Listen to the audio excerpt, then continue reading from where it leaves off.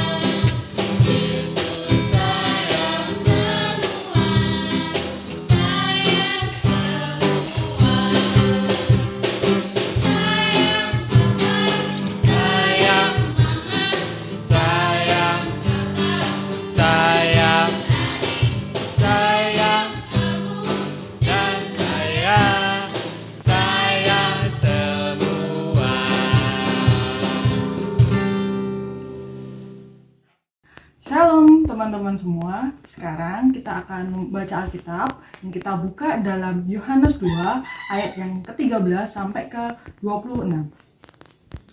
Saya bacakan. Yesus menyucikan bait Allah. Ketika hari raya Paskah, orang Yahudi sudah dekat. Yesus berangkat ke Yerusalem. Dalam bait suci didapatinya pedagang-pedagang lembu, kambing domba, dan merpati, dan penukar-penukar uang yang duduk di situ. Ia membuat cambuk dari tali lalu mengusir mereka semua dari bait suci dengan semua kambing domba dan lembu mereka. Uang penukar-penukar dihamburkannya ke tanah dan meja-meja dibalikannya. Kepada pedagang-pedagang merpati, ia berkata, "Ambillah semuanya ini dari sini. Jangan kamu membuat rumah Bapakku menjadi tempat berjualan." Maka teringatlah murid-muridnya bahwa ada tertulis, "Cinta untuk rumahmu menghanguskan aku." Orang-orang Yahudi menantang Yesus, katanya, "Tanda apakah dapat engkau tunjukkan kepada kami bahwa engkau berhak bertindak demikian?" Jawab Yesus kepada mereka, "Rombak bait Allah ini, dalam 3 hari aku akan memberikannya kembali." Lalu kata orang Yahudi kepada mereka, 46 tahun orang mendirikan bait Allah ini dan engkau dapat membangunnya dalam 3 hari? Tetapi yang dimaksudkannya dengan bait Allah ialah tubuhnya sendiri. Kemudian sesudah ia bangkit dari antara orang mati, barulah teringat oleh murid-muridnya bahwa hal itu telah dikatakannya. Dan mereka pun percaya akan kitab suci dan akan perkataan yang telah diucapkan Yesus. Demikianlah firman Tuhan.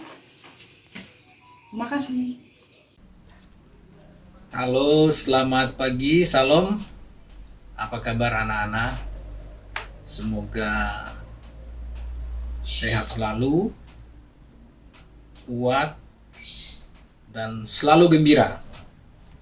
Ya, pada pagi hari ini kita akan sama-sama bercerita tentang firman Tuhan yang tadi sudah dibacakan dan didengarkan bersama-sama. Ayo, siapa masih ingat? Wah, ada yang udah lupa itu. Ini ada yang belum mandi ya? Wah, ini pasti yang belum mandi ini. Nathan ini pasti nih. Wah, Nathan apa kabar? Dea, Joshua apa kabar? Wah, pasti sehat-sehat semua. Puji Tuhan, kita selalu bersyukur bahwa Tuhan Yesus selalu menjaga kita semua. Ya, anak-anak sekalian, papa mama, saudara-saudara, semua selalu dijaga oleh Tuhan Yesus. Baik, tadi kita sudah mendengarkan bersama-sama pembacaan Alkitab. Ayo, siapa yang masih ingat? Judulnya apa itu?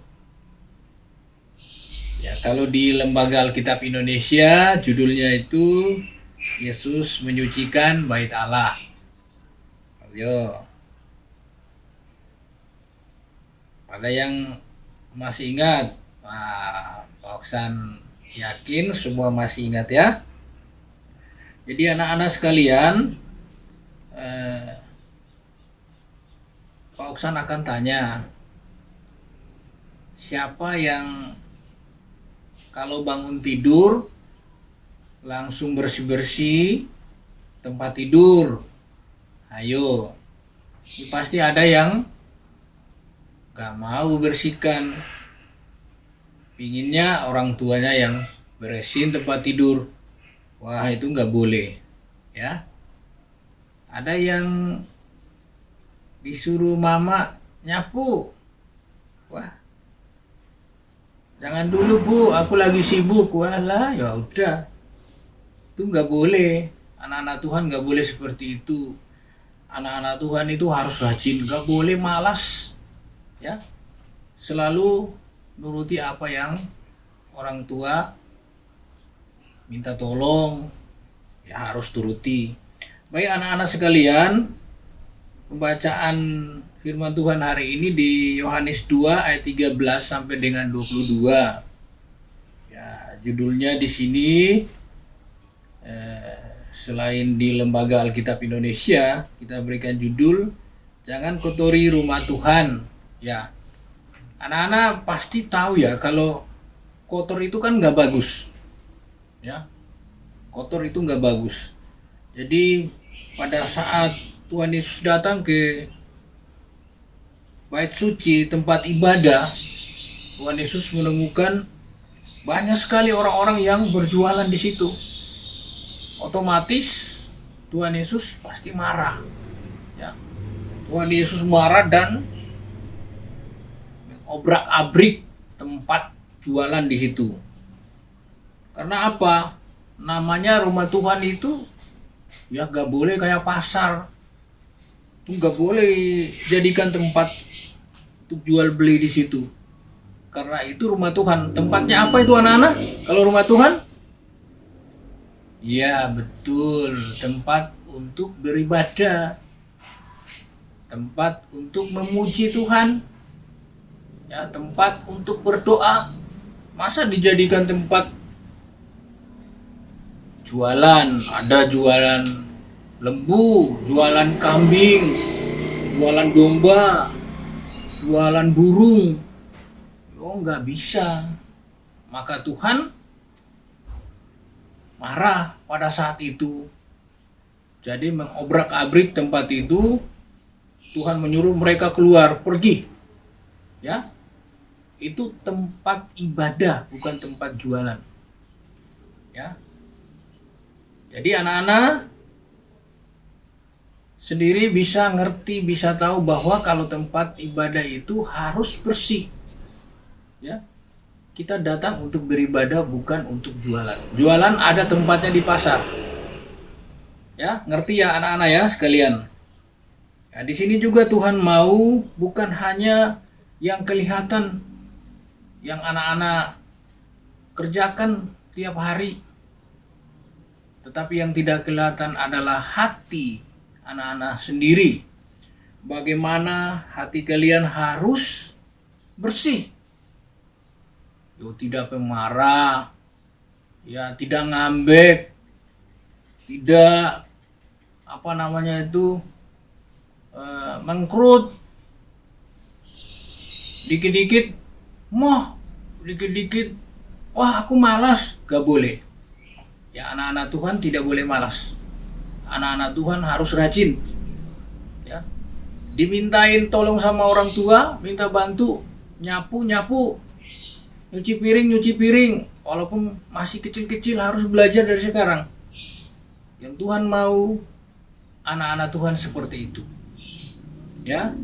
Jadi mulai sekarang di mana hati anak-anak harus bersih. Karena kalau hati kita bersih, berarti ada kedamaian.